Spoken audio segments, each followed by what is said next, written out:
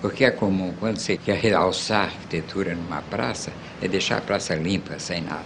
Então você olha e vê os diversos edifícios, você vê a relação que tem um com o outro, você sente a importância da praça. E no Brasil, às vezes, ao lado assim medíocre das pessoas, ficam reclamando, mas por que a Praça Três Poderes não tem vegetação? Por que tanto sol? E a gente tem que explicar isso, que é tão intuitivo, né? Que ali é uma praça cívica, é diferente, tem que valorizar a arquitetura. Imagina você, na Praça São Marcos, enchêssemos ela de árvores. O que acontecia? Tinha mais sombra, mas ela tinha desaparecido, uma coisa de arte. Tudo tem que dar uma explicação. Mediocridade ativa é uma merda. E discutimos muito, apesar do tempo curto, né? Eu me lembro que um dia o Cardoso, que era um poeta, um sujeito muito inteligente, ele me telefonou. Oscar, encontrei a tangente e vai permitir que a cúpula da Câmara pareça apenas tocando o chão. Então eu procurei fazer os palácios como que apenas tocando o chão. As colunas finas. No Palácio do Planalto, por exemplo, eu fiz as colunas assim. Não é? E como eu queria que as pessoas passando entre elas e o prédio se sentissem protegidas, eu fiz as colunas sempre assim. O outro prédio, eu fiz as colunas parecidas. O ponto mais baixo, aqui são 3 metros, aqui eu fiz 1 metro só. Então elas ficaram aqui assim.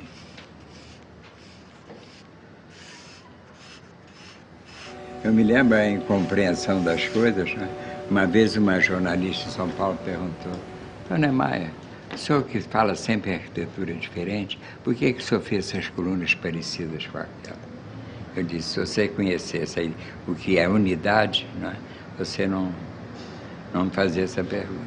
Antigamente, nas cidades, havia uma relação. Você vai em Paris, as alturas são as mesmas, as janelas gradeadas são as mesmas. Isso é que se chama unidade. Unidade na arquitetura é quando os elementos que compõem um conjunto se ligam plasticamente.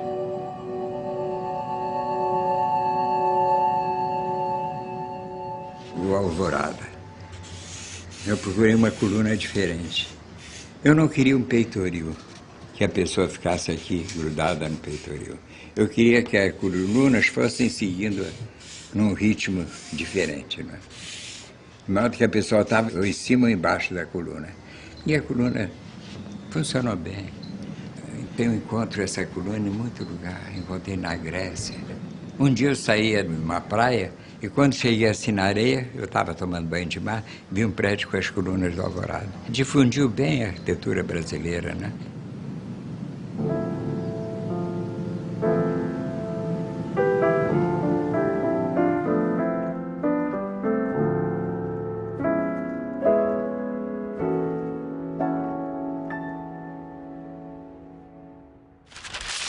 Depois vieram os outros prédios, não é? Por exemplo, a catedral.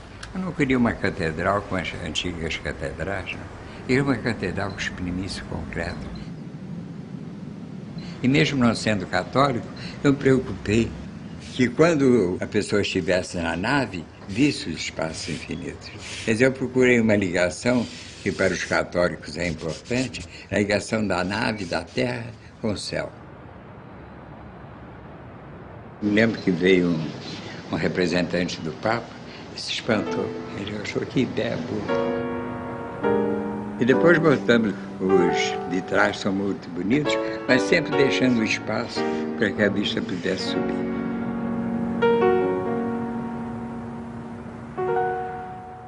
Primeira vez que eu fui a Brasília de avião, e ele foi com os militares, eu sentei ao lado do Marechal Lott. E no caminho ele me perguntou, minha Maia, o nosso edifício vai ser clássico, não é? Eu até disse, sorrindo para ele, o senhor numa guerra, o que vai querer, arma antiga ou moderna?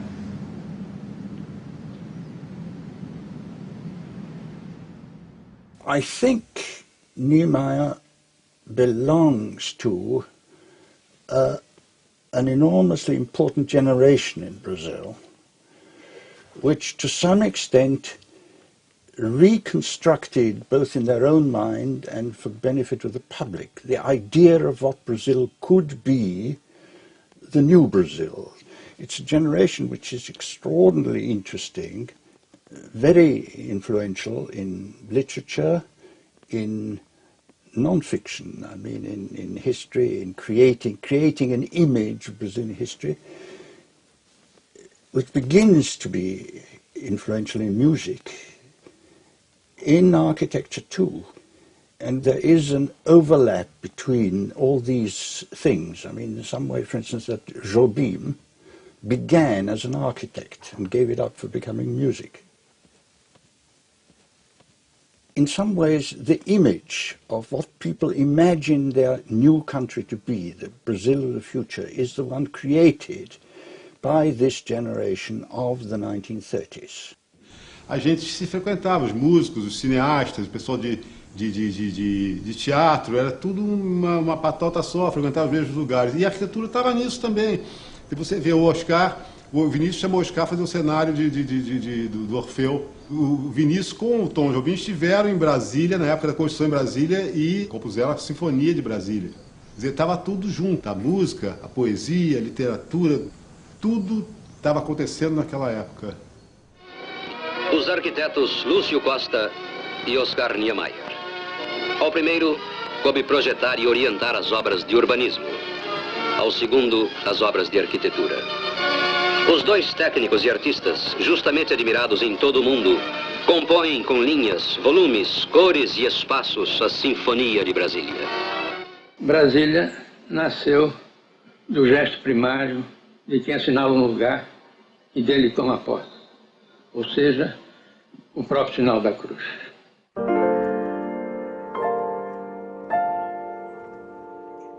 A cidade de Brasília é baseada na Carta de Atenas, no mesmo sistema de áreas isoladas, trabalho, habitação, essa coisa. Apresenta vantagens e desvantagens.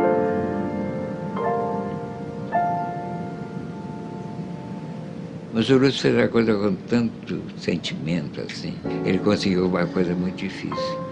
É manter na parte habitacional uma arquitetura mais simples, mais acolhedora, mas criou a parte monumental como a capital exige, com aquele eixo. 1 milhão de habitantes. Mais de 1 milhão de habitantes. Cabe mais alguém? Não cabe. E, no entanto, continua a chegar gente como vocês, do Brasil inteiro. E é justo. O futuro está aqui, no Planalto Central. Agora nós, da assistência social, nós cuidamos de vocês.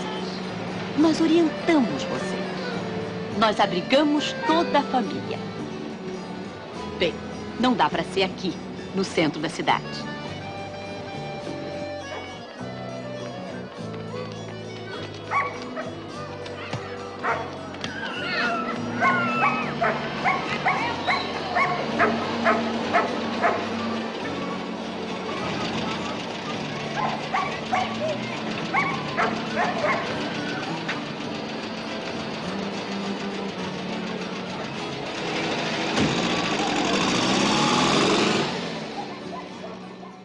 Brasília devia parar.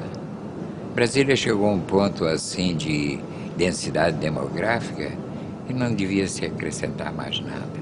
Em Brasília não devia fazer parte de nenhum bloco de apartamento. E a pressão imobiliária, eles querem fazer, aumentar a gabarito, e vai ser o caos. Se fizerem esses prédios maiores, se criarem novos pontos de habitação, ela vai entrar nessa degradação do Rio, de São Paulo, né? As ruas entupidas de gente, o povo aflito, né? Sem poder se movimentar, o desemprego. As cidades não deviam crescer, crescer espontaneamente sem controle. Elas deviam parar e se multiplicar. Isso é que é o ponto de vista certo do urbanismo. E Brasília está nesse ponto, ela devia parar. Ela devia ter um cinturão verde em volta. E depois outras cidades que já estão crescendo iam se formando à volta dela, todos com essa ideia de que a coisa não deve crescer indefinidamente, que é o mal da grande cidade.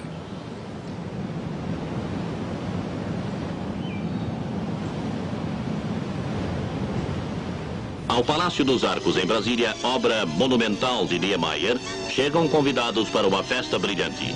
Em mesas ornamentadas por Burle Marx, mais de 1000 convidados cercam Dona Yolanda Costa e Silva, presidente da LBA, que patrocina o desfile de modas do costureiro francês Pierre Cardin.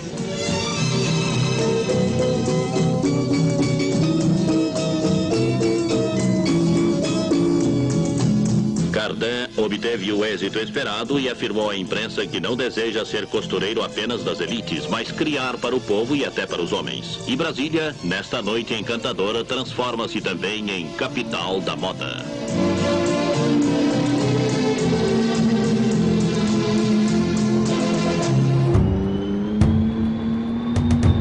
Chegou num tempo que eu tinha que optar. Tinha havido a Revolução, eles começavam a me sacanear, eles queriam que eu pedisse demissão. Eu sabia que eu não podia mais trabalhar, eles não tiveram coragem de demitir. E resolvi ir embora. E foi um favor que eles me fizeram.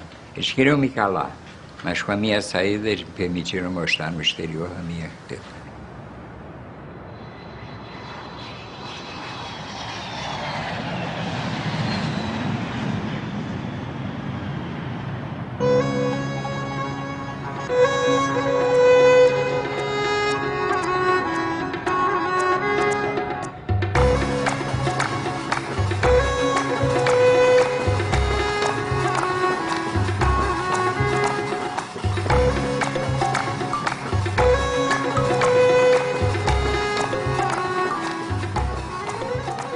Trabalhar na Argélia.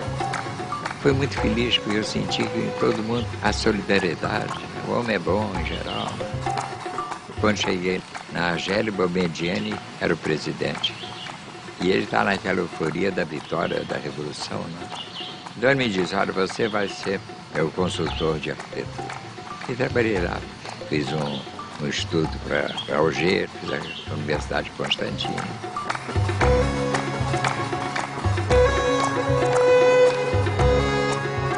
Constantine, por exemplo, era uma universidade. Tinha 23 prédios e eu propus 7. Né? Tinha um terreno, eu fiz o prédio de classes, né? Eu fiz o prédio de ciência, eu fiz a biblioteca, eu fiz o auditório, eu fiz o restaurante e eu fiz o prédio de administração, que era um prédio alto. Né? Então, eu transformei uma universidade de 22 edifícios em 6. Né? E funciona muito bem, os espaços ficam mais generosos. Eu procurei fazer a coisa bem radical. Esse prédio, por exemplo, aqui, é um prédio comprido, ele tem 300 metros. E as colunas são afastadas de 50 em 50 metros. Então, essa parede aqui tem que ser mais forte para aguentar esses vãos, não é? Eu me lembro que o escritório francês, quando examinou o projeto, disse, está ótimo, mas essa parede que está em cima das colunas vai ter 1,50 m. E o engenheiro nosso fez com 30 centímetros. Os franceses tinham falado que era inexequível a obra. A palavra correta foi essa, inexequível. Aí eu peguei o projeto, fiz um estudo lá, 2 dias, e apresentamos uma solução para aquele inexequível, entre aspas, né? E os franceses, em reunião, falaram, não, isso daí nós fazemos. Aí os argentinos, mas porra, como é que vocês fazem? Vocês falam que é inexequível, de repente chega um brasileiro aqui, apresenta uma solução, vocês falam que isso fazem? Moral da história, o argentino falou, não, se vocês fazem coisa, quem vai fazer é o brasileiro. De modo nós corremos a Europa mostrando que o Brasil sabe, que nós não somos índios, que a América Latina tem que se impor, que nós sabemos das coisas.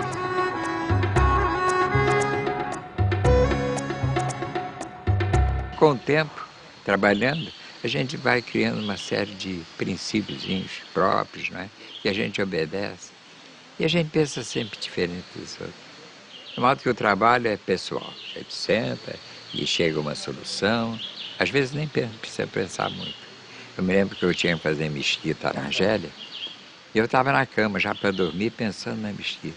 Comecei a imaginar a mesquita podia ser uma forma circular. E fui pensando, levantei e desenhei. E foi isso. Foi feito assim, quase dormindo.